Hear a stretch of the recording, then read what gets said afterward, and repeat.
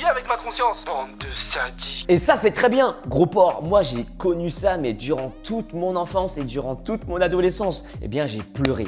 J'ai appris à haïr ma situation pour pouvoir la changer. C'est vrai qu'en 6e, il y avait une fille qui me plaisait énormément. Je rentrais le ventre à chaque fois qu'elle passait. Pose d'abord les talons en premier, tu vois, donc il a les orteils comme ça levés. L'onde de choc, elle est verticale, ça va monter au niveau de ton talon, ça va monter directement sur ton genou et au niveau de la hanche. Une chose que j'aime faire également, c'est de redonner l'énergie du sol. Tu ne gardes rien en toi, tu empruntes l'énergie. Il est dans le délire, voilà, être explosif, avoir beaucoup de détente et tout ça. C'est quelque chose que moi, je maîtrise aussi.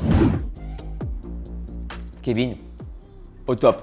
Bravo, franchement, il a perdu de la graisse. Il a les abdos visibles, on commence à voir les obliques qui commencent à se dessiner.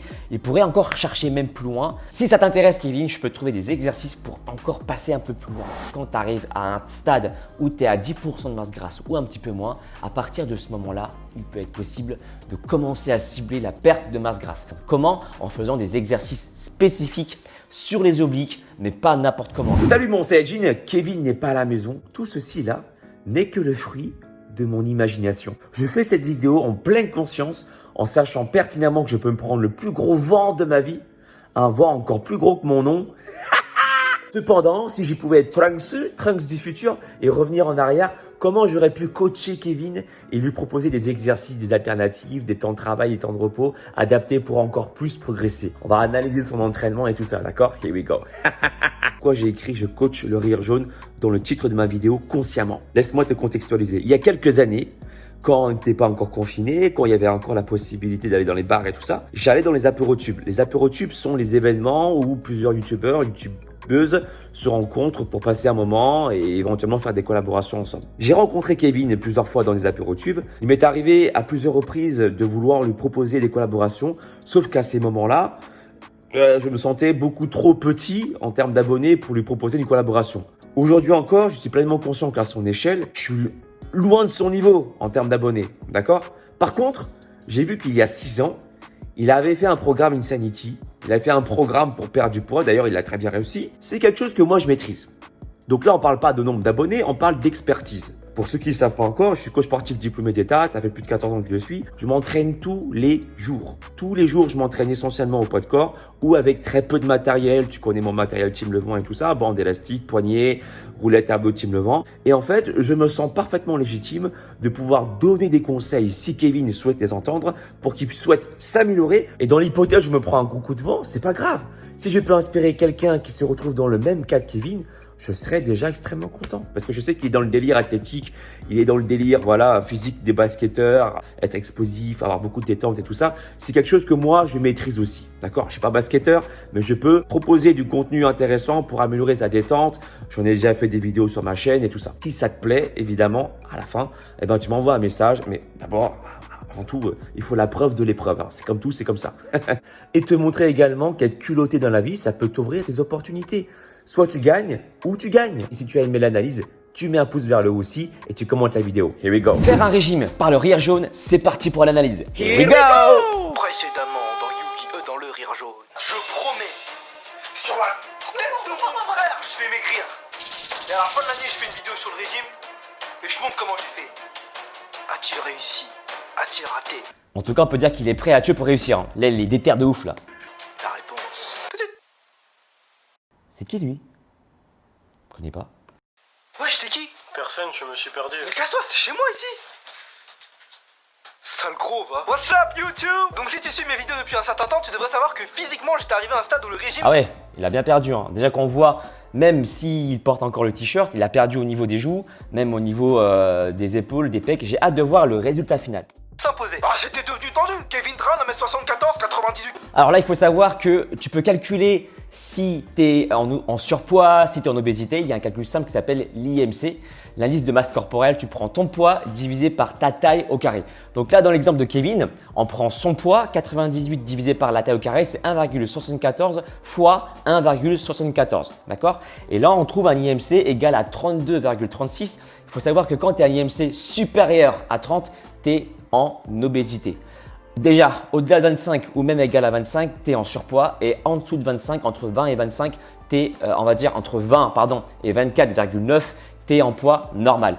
Ce cette valeur, elle compte seulement pour ceux qui font pas beaucoup de sport. Donc ceux qui ils ont une vie inactive parce que du coup, le muscle pèse quand même beaucoup, d'accord? Donc pour les sportifs, ça compte pas beaucoup l'IMC, mais pour ceux qui reprennent l'activité physique et qui n'ont pas beaucoup derrière eux de passifs sportifs, eh ben, l'IMC est une valeur à prendre en considération. Rentrons dans le ventre du sujet, mon régime. Donc tradition oblige, hein, comme à chaque fois avant un régime, je suis allé me faire une dernière grosse bouffe, un enterrement de vie de gros porc. Je précise d'ailleurs que c'est complètement con puisque j'ai passé toute ma première semaine à évacuer cet excès. J'ai atterri comme ça un midi dans un sushi à volonté, j'avais un projet en tête et ils l'ont compris. Les 12,80€, je peux te dire que je les ai rentabilisés. Je suis repassé devant récemment, c'est devenu un cuic. Ça, c'est très intéressant ce qu'il dit. Très souvent, quand on veut entamer un nouveau, de nouvelles habitudes, on a envie de faire une espèce de cheat meal. Il faut savoir que quand tu prends un programme alimentaire bien fait, tu n'es pas du tout en restriction. Donc, tu n'as pas besoin en fait de te péter le bide parce que tu sais que le lendemain, tu vas pouvoir bien manger.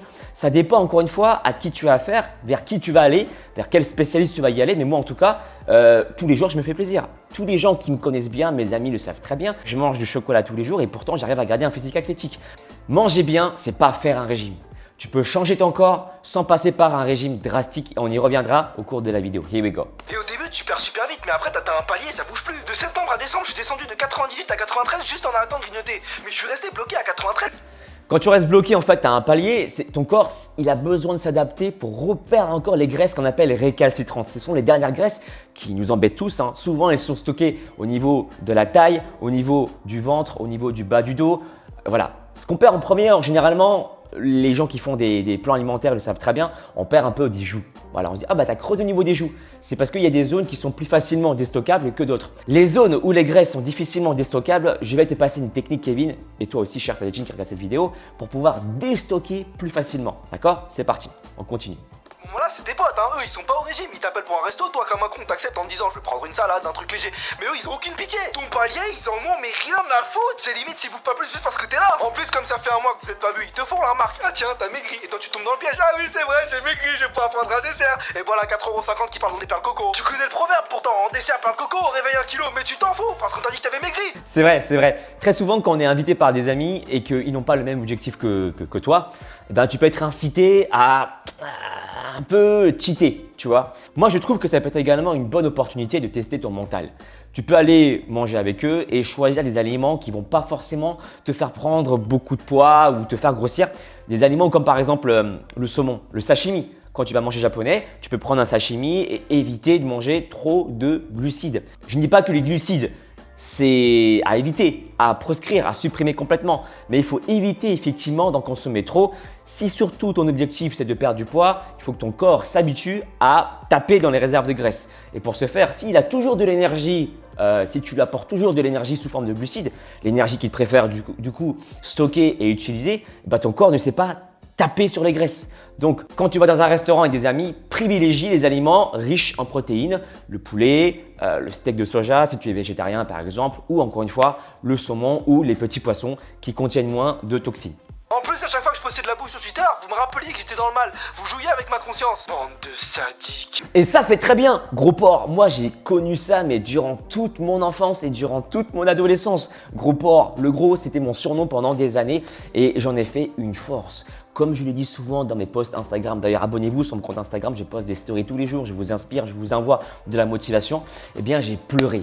Hein, je fais une anecdote là, excuse-moi Kevin, mais j'ai pleuré, je pense que ça va te parler aussi peut-être. J'ai été critiqué par des amis, que je pensais être des amis, des gens de ma famille que je n'en veux absolument pas. D'ailleurs, je les remercie à l'inverse, car le fait d'avoir pleuré, ça m'a permis en fait de me rendre compte que ce qu'ils ont dit, c'est une part de vérité en moi. Qui résonne en moi. Et sauf que je n'avais pas envie de voir la vérité en face. Comme on dit, la vérité blesse tout le temps. D'accord? Il n'y a que la vérité qui blesse. Donc du coup, je me suis remis en question, je me suis dit d'accord, je vis cette situation merdique, j'ai appris à haïr ma situation pour pouvoir la changer. Car en fait, en haïssant une situation, eh bien, tu as une énergie qui est élevée. Tu ne veux plus revivre la situation. Et donc, du coup, tu trouves l'énergie nécessaire pour changer. Car changer nécessite une haute énergie. Tu ne peux pas changer du jour au lendemain si tu te confortes dans ta situation, si tu dis que ta situation actuelle, elle est correcte, elle est passable. Pourquoi changer? Tu n'as aucune raison de le faire. Alors que si tu haïs ta situation, je pèse mes mots. Et d'ailleurs, je remercie un grand champion qui m'a d'ailleurs inspiré sur cette expression de haïr une situation qui s'appelle Zach Mwekassa.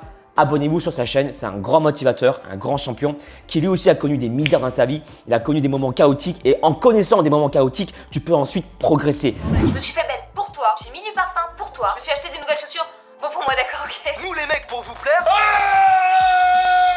No pain, no pain. J'ai une anecdote également à raconter. C'est vrai qu'en 6e, il y avait une fille qui me plaisait énormément, qui était dans ma classe.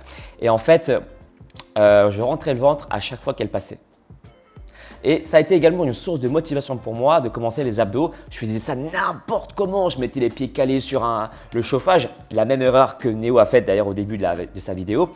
Et je travaillais en pseudo-ciliaque, tu vois. Mais au moins, j'avais une source de motivation. C'est vrai qu'on dit qu'il ne faut pas changer pour les autres. Mais toute source de motivation est bonne à prendre pour te mettre en action. J'ai lancé la première vidéo, j'ai vu le délire. J'ai pas osé. Ah non, c'était trop violent, je pouvais pas le faire seul. Et bien justement, en parlant de violence, c'est vrai que moi-même j'ai pratiqué Insanity, donc pour faire cette vidéo forcément j'ai pratiqué aussi Insanity. J'en ai fait pendant un mois et demi, d'accord. Ce que je peux constater c'est qu'effectivement, moi je m'entraîne tous les jours, mon temps de travail c'est 1 minute d'effort pour 10 secondes de récupération.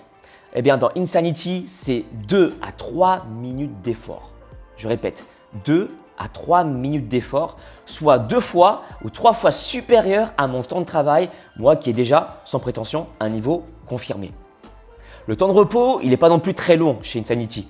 Il dure environ 30 secondes. C'est pas extrêmement long, c'est même très très court, d'accord? Donc pour les gens qui commencent effectivement l'activité physique et qui ne savent pas comment s'y prendre, ça peut être effectivement très violent, ça peut être très intense, surtout que dans Insanity, pour l'avoir fait, il y a beaucoup de sauts. Kevin, qui plus tard dans ses tweets a précisé qu'il s'est blessé au niveau des jambes. Je ne sais pas comment il s'est blessé, je ne sais pas si c'est dû à Insanity, tu me le diras dans la barre des commentaires, mais si c'est le cas, ça ne m'étonne pas parce que du coup le niveau il est vraiment très élevé et même s'il y a des gens qui n'ont pas forcément un niveau très confirmé peuvent réussir à changer leur corps, ça peut être également traumatisant si on ne sait pas comment s'y prendre, si on ne sait pas comment amortir les ondes de choc. Les premiers jours, j'ai jamais eu de telles courbatures de toute ma vie. Tous les muscles de mon corps voulaient se barrer. Puis à force de le faire, je me suis habitué. J'y ai même pris goût. J'avais réussi à choper un rythme quand soudain, j'ai appris que Shanti était gay. Alors j'ai absolument rien compris. Une fois que tu sais qu'il est, ce qu'il te dit pendant l'entraînement prend un tout autre sens. Come on, push, push, push, push, you're so good.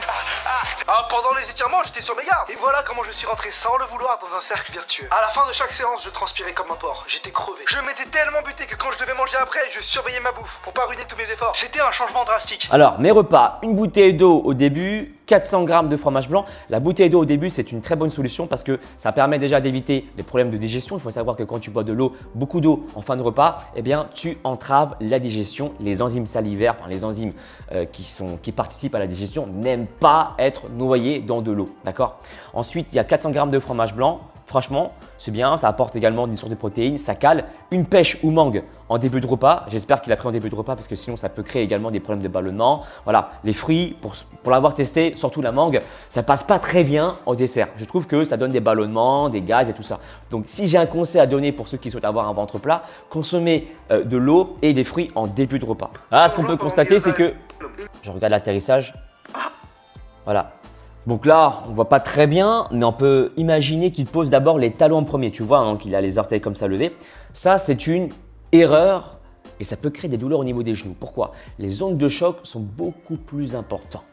L'onde de choc, elle est verticale, ça va monter au niveau de ton talon, ça va monter directement sur ton genou et au niveau de la hanche, et ce qui peut créer également des douleurs à la fois au niveau des genoux, mais également au niveau du dos. L'idée ici, c'est de poser l'avant du pied.